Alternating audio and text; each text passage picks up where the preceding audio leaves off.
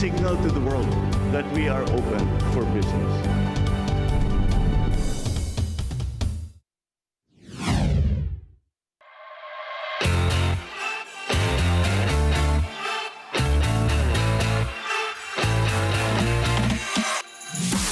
Dreaming of crystal clear waters, pristine beaches, and a life less ordinary, Landco Beachtowns turn those dreams into reality.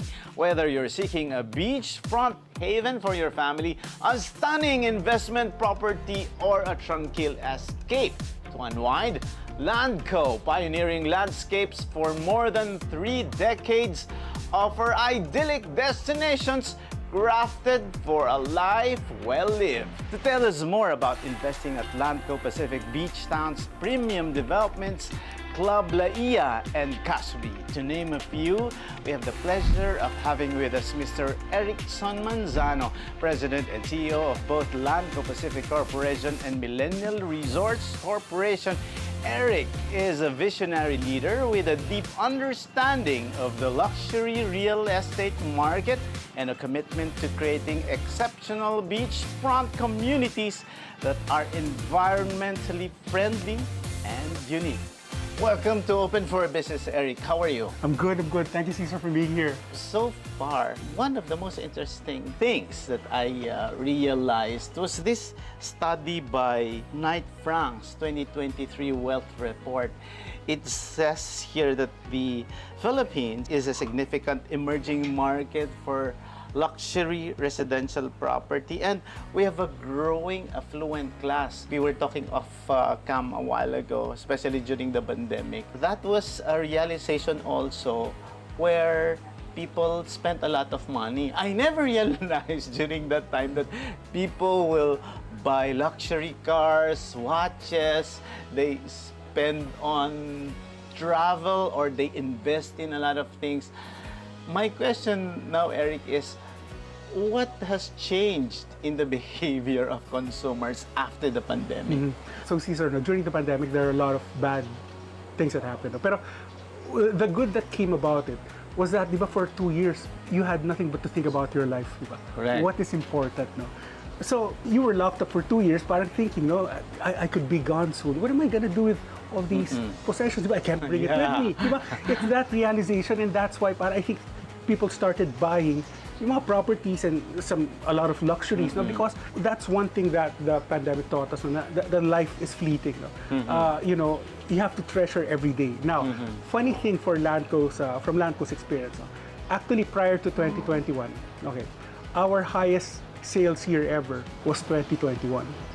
Oh, but now it's last year, no? Pero back then it was 2021. It was right after the pandemic. Exactly. Yeah, diba? Oh, I remember March 2020, there were lockdowns already. And your highest sales was 2021. The following year. Yeah, so I think because people were locked down, they had a lot of time to think, no, what's important in life? And, you know, ako, personally, no, what is really important in life? My realization was really family, no? Spend as much time as you can with your family, which I do up to now, no? My family is often here, no?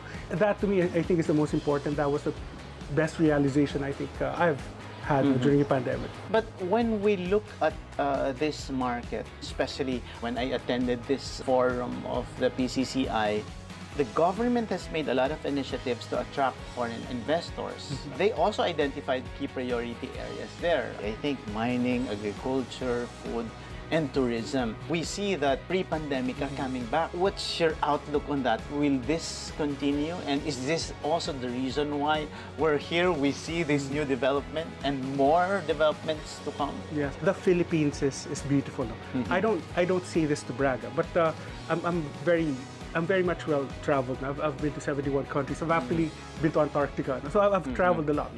I will tell you flat out, and not because I'm Filipino, but the Philippines, in terms of beaches and natural settings, this is one of the most beautiful places in the world. I just came from Phuket last weekend. I just arrived. I'm telling you, this country, in terms of mga tourism spots, is world class. No, this is world class. Now, ask ourselves. No, at our peak, we got like 7 million tourists. No? Thailand gets like 27, 30 million a year. We're getting 7. Why? And I'm saying, we're not only competitive versus them. We speak the language. We're as hospitable. Yes. Well, okay, admittedly, they have fantastic food, but we speak the language. Our beaches, maybe I'm biased, but our beaches are better. No. Okay, so But from a why Filipino, now? But why now? Why are we getting lesser visitors? Okay, so I think firstly it's really the infrastructure, no? The lack of infrastructure. Like for example, our international airports, their provincial airports are even better than our international airports. So it's that. I think that's the first thing that we need to address. No? Make it easy for the foreigners to come here. It's in our nature then to be hospitable. You go abroad, you see so many Filipinos in the hospitality industry. Because it's natural for us to be nurturing. We have that inert talent, no, na parang in customer service orientation, no? And then we have magnificent nature dito. It's just that it's difficult to come here. No? Yeah. So now, so infrastructure. Well, that's for mga foreign investors. So, pero for Filipinos, well, like for example, this place, Kasubi. You're like 2.5 hours away from Manila, no? And then you have surprisingly, yes, because after a few hours you're here, and you will not realize that didn't even have to go to the airport to reach here. But my question, Eric, is that you've traveled around the world already. I'm sure you have seen a lot of areas, you've seen a lot of inspiration, but in this case, what's so unique about this place and the developments? What inspired you? Open for Business has been lucky to also feature other developments, and sometimes they're influenced by Hawaii, mga iba-iba pang mga lugar sa sa buong mundo. In this case, I see and I feel a different vibe as well. But right from the horse's mouth, what is your inspiration? Siguro for me to properly explain that, if you could give me a few minutes, Okay, I'd like to explain how this place came about. Okay. So firstly kasi, let's talk about Landco for a start. So Landco, back in the 90s, prior to Punta Fuego, Mr. Pangilinan, Manny Pangilinan, was already a minority owner of Landco. Back in around 2017 in particular, he kind of gave us money to finish this boardwalk, the boardwalk that you see here. The original design of this boardwalk, this used to have like kiddie places and fountains, this boardwalk, okay.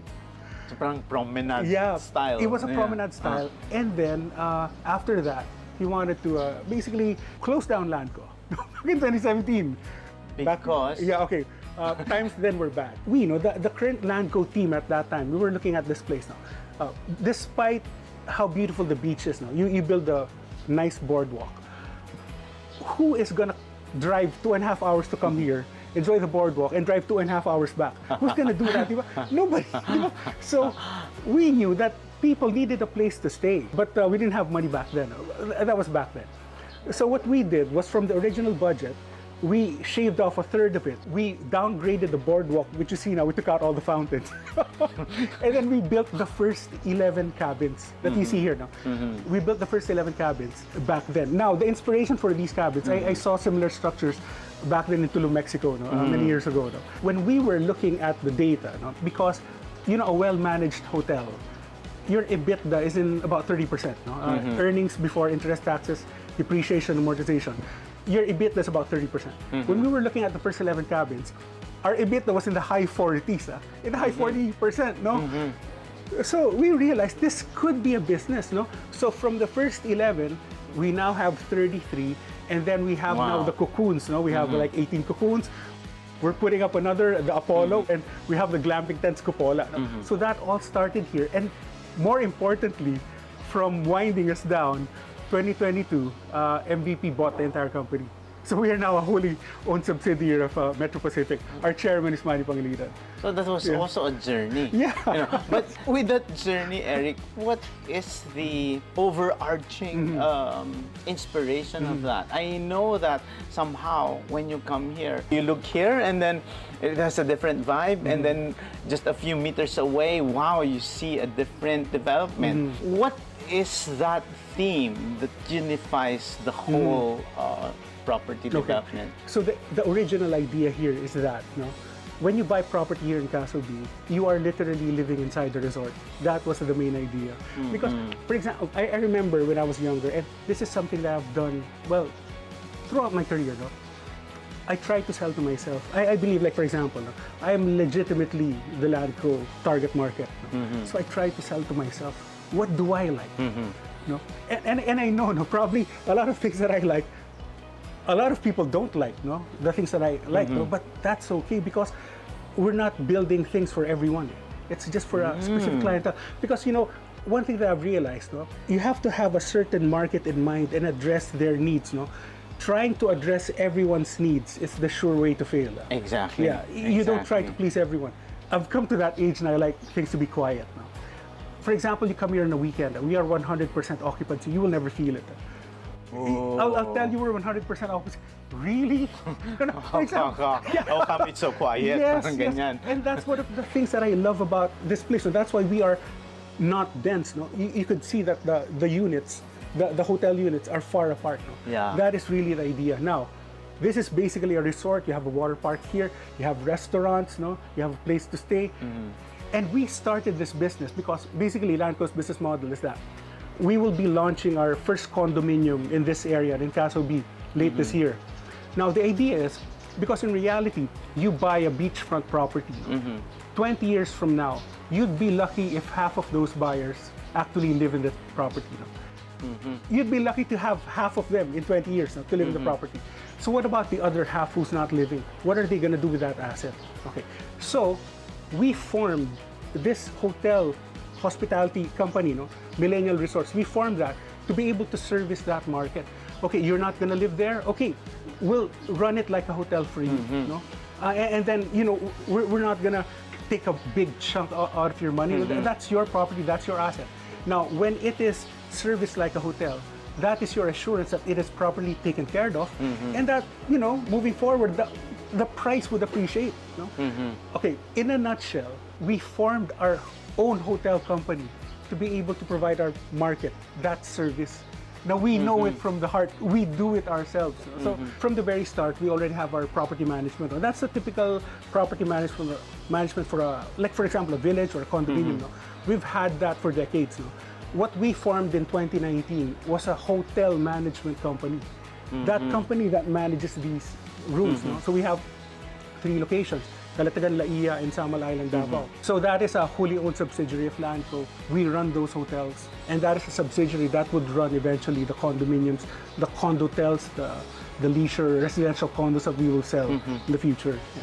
Based on your description earlier, and as we were talking, there is a revolution or evolution of what consumers like, especially after the pandemic. You also discussed briefly on how you transform. Now that you have this Landco Pacific Beachtowns, how does it align to the vision of Landco? This is basically my vision for Landco. You have a foreigner friend, no? Okay. And then you would tell your foreigner friend, it's beautiful in the Philippines, no? Oh, where beautiful? I've been to Boracay, it's beautiful. We're there, no? Oh, where else is it beautiful? Siargao's beautiful. Oh, we're there too. That is really my vision for Landco. Okay. Wherever your foreigner friend would find that Philippines is fantastic, I want Landco to be there, to be able to service those clients. That is my ultimate vision. Probably that would happen long after my time, no? Pero that is the vision. Now, going back to what we have right now, again, back to the realization during the pandemic. First is, life is fleeting. You have to enjoy it with the people you love as much as you can. And next is, one of the things that the pandemic taught us, you could be productive wherever you are. That is something that the pandemic taught us. You could be working on a beach. You could be, in the privacy of your room. We were all locked down for a year. I mean, so many big businesses, even small businesses, survived. Yes. It means you could work wherever you are. Like a couple of months ago, I was having a Zoom meeting with a VIP. He was in Punta Fuego. I was in Makati. He was just at home. And I think moving forward, that is really the evolution of what's going to happen. I don't think we will ever go back to like 5 full days working at the office, 9 to 5. I think that time has long gone. Yes. You can be productive where you are. It would be, we will transition into results-based, evaluations, We don't care where you are you productive? So with that in mind, with that direction, we are basically properly placed for what's going to happen. Meaning, you could put up an office here and work here and just go to Makati for meetings or meet VIPs or network, but this is basically your base. So now, as opposed to having 2 properties, a residence in Manila and a beach house in Calatagan, you could just have one. This is where you work. This is where you also relax. No, that is where the industry is going, no? And we just happen to be at the right place when it happened. I'd like to go back to what you mentioned about the customer, your target market. It's basically you. But we know, Eric, that with the consumer now, they're very discerning. The behavior is now different. Can you describe more of the behavior of consumers, and will this continue to grow, especially on this high-end or luxury developments? Will the market grow? And with the increasing affluent markets here in the Philippines, where are they coming from? How do you describe that consumer that are basically the target market or the consumer base of this development? Okay, if you look at our data, and this is one of the things that I'm quite proud of with Landco. Okay, when you see the profile of the buyers here, for example, you're in a restaurant, no, so you see a family, no, you wouldn't think that they were rich. No. That is the kind of profile that we cater to, and I'm proud of that. No? Those that don't peak up, no, those who are the quietly wealthy. No? Yes. Those are the target market that we seem to appeal to, no? Which I'm very, very proud of. Okay, so I think they needed privacy. They needed security. Yes. So the entrepreneurs, I understand that, you know, a lot of successful entrepreneurs, they become very rich, no. But for example, for the corporate employee, no. It's very rare that you get to the top, that you're able to afford properties like this. I came from a middle-class family. You know, how did my parents do it? How did my parents get to where they were? You know, my dad was born in Ilocos. He used to shine shoes. No, my mom, you know, just was a nanny to my uncle's children. So that's where my family started. How did they get to this? They acquired land. They acquired land. For the longest time, look back, centuries, no, land has been a great store of wealth. No? Like, for example, one of the examples I give, no, your million, let's stash it under your bed. Let's see what you could buy for $1 million 20 years from now. No? Probably not. You'd probably buy a bicycle. No, but $1 million, invest it now, especially in land. Like, for example, Punta Fuego, no, Peninsula de Punta Fuego, Landco started selling that in the mid-90s for 4,000 per square. And now? Now, look at it. You would not close at 100,000 per square. That was like 25 years ago. Wow. See? Wow. So that is the nice thing about land. Now, the good thing is that you are not now forced to buy property in Manila, no, because times are changing. This could be your only property. You know, a leisure property could be your only property. And you could be productive from there. You know, just go to Manila or go to Cebu, or when you have important meetings. But, you know, this is where you work. You do your meetings via Zoom. After your meetings, hang out at the beach. I think that's where we're going. And that is also our plan for this place. That you're living inside the resort, and even if we're fully booked, it doesn't feel full. You know? You mentioned some areas where there's also investments going in, like Boracay, Siargao, Palawan. And here in Batangas, so what's so new about this development? This development, this is the first estate that I know of that has double piping. No? Meaning, double piping meaning that we have our own sewage treatment plant that treats the water. We have separate pipes that pipe back to every single lot. Recycled water for irrigation and flushing the toilets. Now, considering that any typical house, 50% or even more of the water you use is really just to flush down the toilet. That is the most water that you use to flush down the toilet. Why are you going to use potable water to flush that?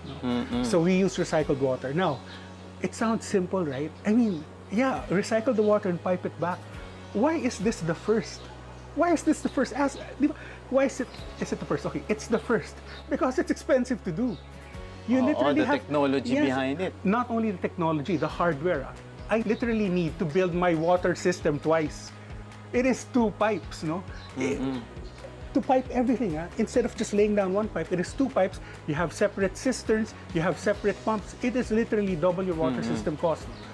Okay, but we do it because we understand it is the right thing to do. Now, I asked my team because, funny thing, no, we've been doing this way before this sustainability thing even picked up steam. We've been doing this already. Yan sa UNSDG. This became popular. We've been doing it before that, but we were quiet. So I was Pero now it's a selling point. Now it's a diba? selling point, but now I'm telling my team, let's dial it down. I don't want to talk about sustainability because my point of view, honestly, you know, talking about sustainability is like bragging that you pay your taxes. No? You're supposed to do it. I mean, should I brag that I pay my taxes, right? You're supposed to do it. That's how development should be anyway. How sustainable is this? And will the other properties of Landco continue this technology and this development? So the answer is yes, no, Caesar. The answer is a definite yes. Like for example, okay, again, no, this place is double pipe.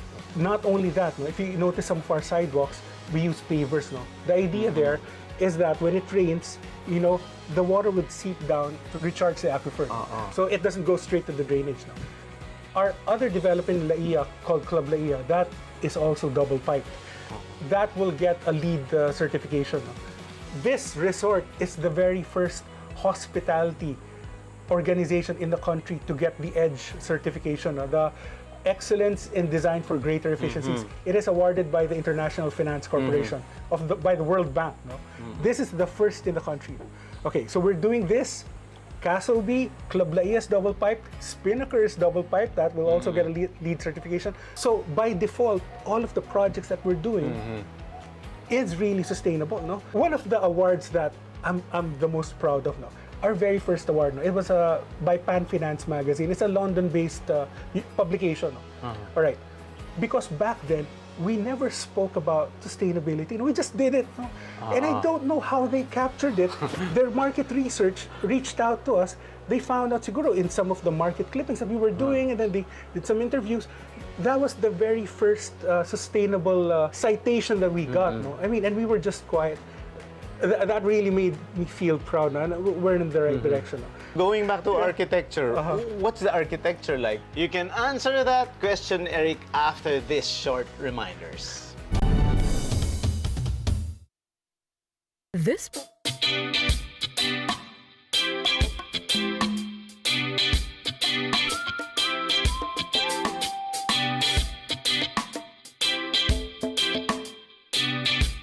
to get a great return from their investment, but most of all, we want 30, 50 years from now, they look back, it is still an iconic development.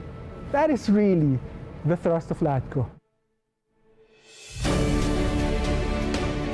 The greatest destination always has the best story to tell. That is why we at Landco, we take inspiration from our past as we embark on the future that will continue to strengthen our commitment in creating better business and communities. As part of the Metro Pacific Investment Corporation, with its long-standing reputation for business stability and undisputed growth, Landco Pacific will continually create distinctive landscapes of leisure and lifestyle worth bequeathing to the next generations of families while fully enjoying them now. Landco Pacific properties are the consummate investment. Precious, priceless, prestigious, and continually yielding. Our journey, our future. Together, this is our legacy. This is Landco Pacific.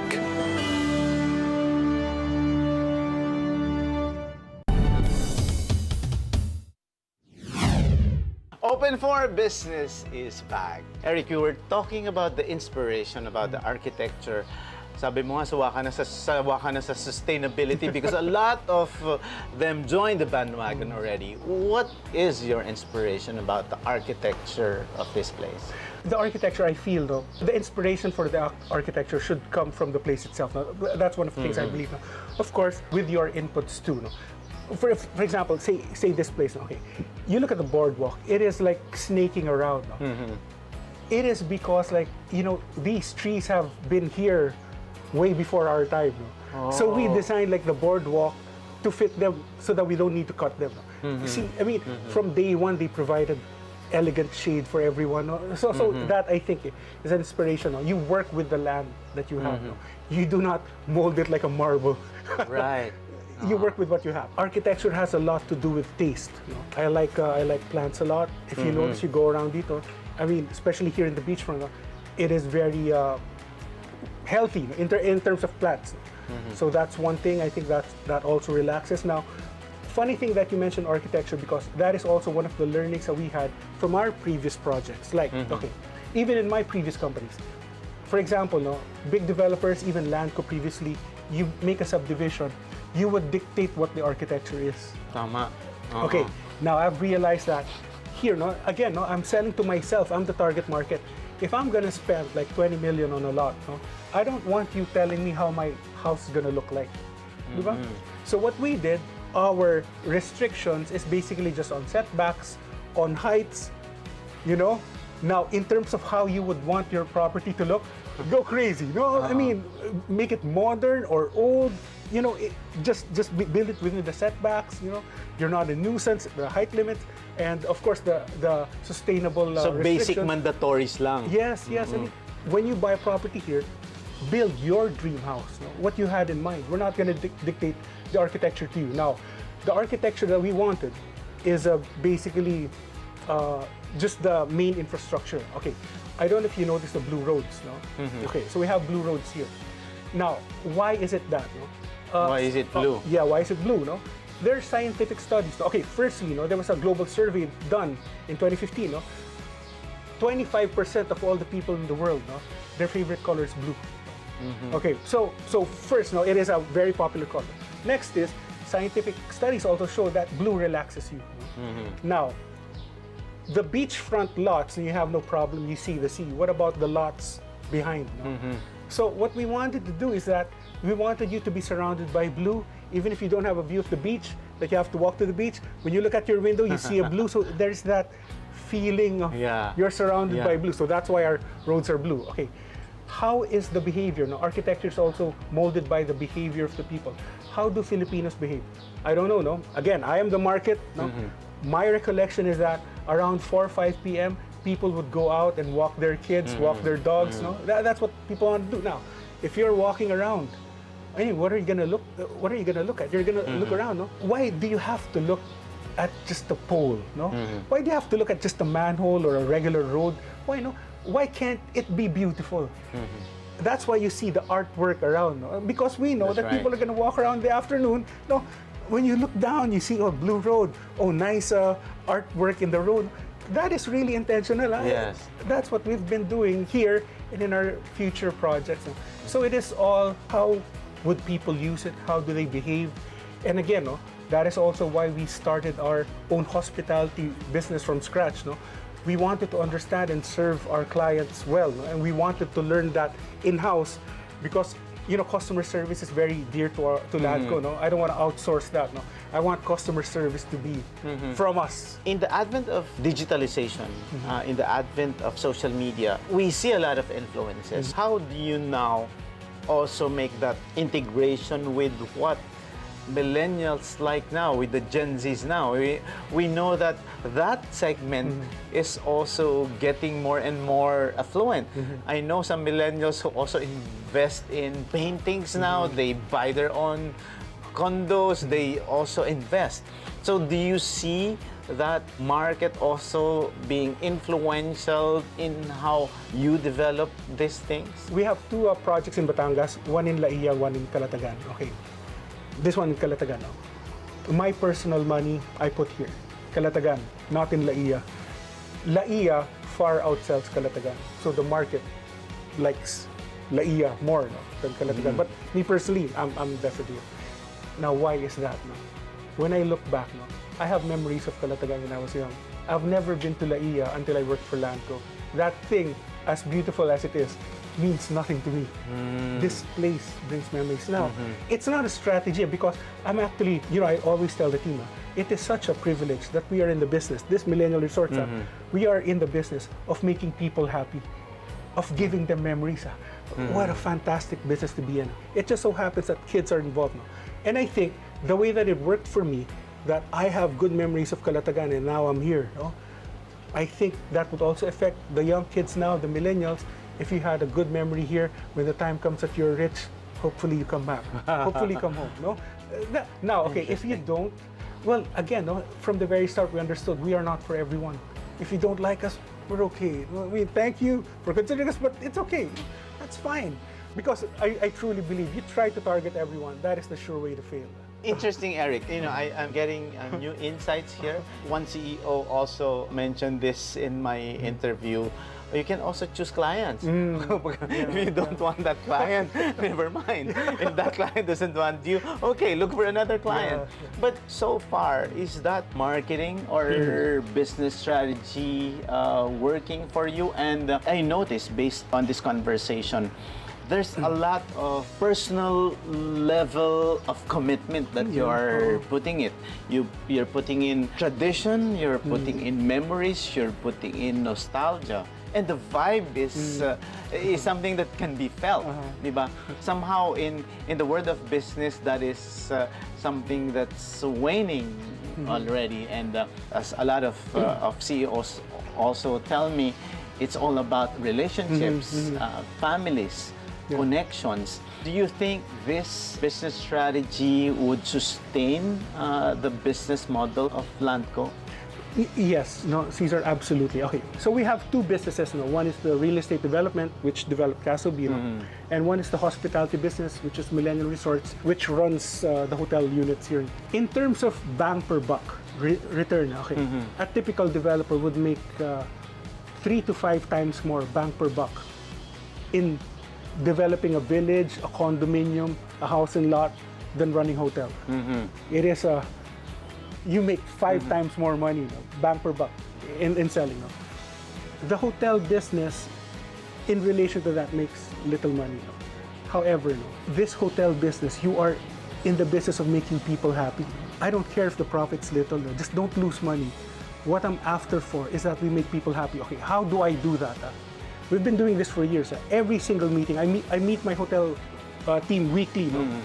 First in the agenda, we go through all of the reviews. Google, that is number 1 in the agenda every single week. What good did they say about us? What were the bad? And the bad we handled. That is how important customer service is to Landco. So it's not just lip service to us. It's really, what are they saying? What do we need to change? That is every single week. It will never stop. We have to keep improving. People say a lot of things, but are they really doing it? No? In our case, we're really doing it. That's really important to us. What are our clients saying? Now, as a business strategy, how can you go wrong if that's your strategy? Your strategy is to make sure that every single person who comes here goes home with great memories. That is a strategy.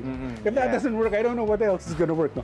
But again, I know it's about making money, but it's about making money honorably. I would take a lot less, to make sure that they are happy. We make our money, selling lots, and selling condos. But I love the hospitality business. I'm just sad that I found this industry in my 50s. I wish I was here. That's the sad part. You know, when we opened in 2019, there was not a single employee in Landco who had hotel experience. The only experience we had was eating in restaurants, in hotels. That's it. Nobody had any hotel. Like, for example, Janine, we just hired her late in the 2020s or 2021. There was nobody with hotel experience. So how did we run this, diba? Common sense. What are they looking for? What am I looking for? And then we just designed around that. So basically, what you see here in Landco, it is crafted with me as the client. What do I like? And people like me, people like me who are family-oriented, people like that, and what do they like? And so far, it seems to be successful. Now, my worry is, all companies are just people. So there's also this concern that when the new generation comes in, what's going to happen to this company? So, as early as now, I think I'm going to stay on for at least 10 more years, but our succession is kind of laid out already. I just want this to continue long after I'm gone. Every business that we operate have this vision, values, and core values. But in terms of that corporate culture at Landco, you're telling me that it's family-oriented, and with you grounded as the first customer. Is this something that is also embedded in the corporate organization of Landco?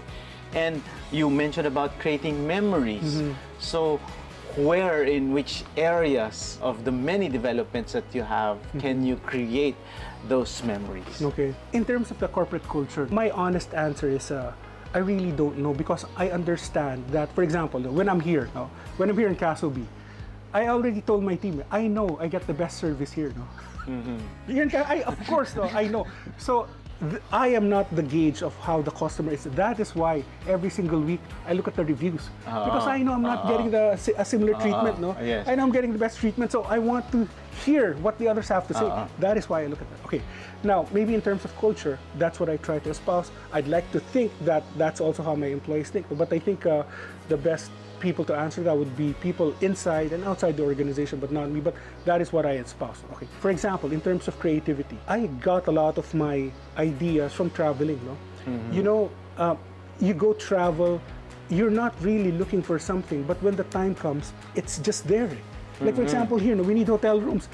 The ones in Tulum, it's here. So that's why, okay, when somebody applies for a leave, their travel automatic approved. So, I mean, I encourage everyone, when I see you traveling abroad, it's automatic, go, have a good time, just make sure na it's safe. And you know, family time, like for example, when I go on leave, and I do this for my employees, when they file for a leave, I try my best not to bother them, because I know that's quality time. It's the same with me. I tell my team, you know, I'm kind of burnt out. I'm going on vacation. Don't call me unless the building's on fire. Yeah, come on. Unless the building's burning, do not call me. I'm with my family. You know. I understand quality time, so. You know, I let them go when the... And that's where they get a lot of inspiration also. Kasi, di ba, nauso ngayon yung you do 2 annual reports. One is the financial annual report and the other one is sustainability. And you've won a lot of sustainability awards already. Is this something that is also already part of the corporate organization where you put in that sustainability factor, that you make sure that as we say with ESG, you know, there's environmental, social governance in it, that it's already part of how you develop your key result areas and metrics? So definitely, you know, especially our mother company, Metro Pacific Investment Corp, their ESG is really rock solid. They've won numerous awards. Okay, so the good thing about Landco is we're actually a private company. You know, our mother company is public. You know, they do those reports. We as Landco, we just submit what we've done in the sustainable angle, no? And then we submit it to MPIC and they file the reports. No? Now, the good thing is that, again, as I mentioned, this thing is really inherent to us. We do it because it's the right thing to do. We believed in it. Even before these awards, we've been doing it. So we're going to continue to do that. No? And again, as I mentioned, we're planning for the continuity of this organization. You know, as early as now, we've set our succession in place. So that, you know, these are the same values. No? So I'm trying to really embed the values to the next generation, so that when it's time for me to retire, I hope it's a continuous process. That's really all you could do. But Eric, you know, looking at you, you're still very young. But you know, as early as now, you do that succession already. But what do we expect? Are there upcoming projects or innovations that you want to? You know, you're just telling me, you know, you have 10 years more, but definitely with the vision that you have, the way I feel it, you know, there's more to that. And I think you would be able to contribute more to the community. What do you see in terms of expansion or more developments in the pipeline? By the end of this year, we have really interesting projects in the pipeline. Okay. What I'm really happy about is that, you know, we are not all over the place now. Meaning, like for example, Landco, we launch 2, maximum 3 projects a year. I'd like it 2 now. The reason being is that I have time to be involved in every single project. We are not like a cookie cutter manufacturing plant issues out projects. No, we really take time. If you look at our projects, the condominiums, so architecturally they are so different from each other. No, we try to tailor it to the place, the vibe at that time. So I have, like for example, this chairman's cabin. You could look at the bidet. I have an input there. No, I mean I have that time. So we are not after quantity. It is really the quality of the projects. 2 projects a year. Okay. Now, towards the end of the year, we will announce very interesting projects. We're going to have one in Baguio, no? We're closing one, hopefully in Siargao. We will be launching our biggest project in a couple of years, also in Batangas. No? That thing, well, my inspiration is basically Amalfi Coast. No? I hope. No? So basically, that's the peg. No? So that's the inspiration. So we're very excited about those things. Now, one thing that we could assure the public is that those definitely will be sustainable by default. No? I mean, Landco by default, it's sustainable. You don't need to we pay our taxes too. Okay. And then architecturally, that's what I'm really after. No, I mean, these coming years, I want to win design awards. You know, sustainable. Yeah, enough for that. Okay, design awards and some other awards like, you know, I'd like to win an award like one of the best companies to work for. You know, I would love to have that. No, but we'll see. Our vision is. Where you would take your foreigner friend and be proud of the Philippines, that's where we want to be. Wow. Well, interesting. I'd like to know more of your management style. How can you describe your management style and how does it contribute to the success of Landco and the company as a whole? Isama mo na rin to. Are you not worried about the competition? I know that you are focusing on that market that has these needs, who wants to create memories, who want serenity, you know, who wants the peace and quiet, who are more private, but you feel them. You know, somehow I have a good grasp now of who your target market is. But that has a lot of things to do also with your management style, because I know it can further grow. But somehow there's a lot of competition, even with the beachfront developments and seaside developments. We see that all over and in these specific areas. So how do you manage that? I'm a true believer in competition. Meaning, okay, honestly, I don't say this isn't cliche, but we've really felt this now. Competition actually makes us better. You know, I mean, it makes everyone better in competition. Since I joined in 2015, it has been a company strategy that we will focus on leisure projects, meaning beach and mountains only. We have long done and we're over with the villages, the city developments. We're done with that. So we've focused on a niche. And I think, no, when it comes to a leisure development, I think the key is the property itself, the location. That's 50% of the battle. As an example, for example, okay, in Club Laia, we are very fortunate. Funny thing, well, Laia is very popular these days now. There's an area there with white sand. There's an area with black sand in the same town. So geographically, we were fortunate to acquire the land with the white sand. No? That is 50% of the battle. That is 50. Okay, so you could differentiate all you want, but I think the location is the number one. No? But I think we've got our eye on certain locations. We're closing right now. So that itself is an advantage. I think one advantage we have is that literally, because companies are again just people, I literally have personal time to look at these projects. I don't know, if you look at my competitors, do their CEOs actually look at the projects? Or do they just hand it off? Sign and just delegate. But do you micromanage? Well, I try not to, but I'm sure some of my people would say I do. Because you're keen to details. So if you're keen to details, you may micromanage. Yeah, you know, that is a possibility. Standard. I hope I don't, but I believe I flourished in Landco, in this environment, because my boss does not micromanage. No, my boss gives me targets, and it's up to you. No, just don't come back with bad news. I flourish in that. I try to apply that in my company, but when I let go, sometimes they make mistakes, so I have to come in. I do my hardest not to micromanage, but I guess sometimes I do. Now, I don't know about my management style, but I think one thing that my employees could say about me is that they know that I'm truly concerned about them. I know I need to get a handle on probably my reactions, because it's not really what I say. You could see in my face. It's really the back.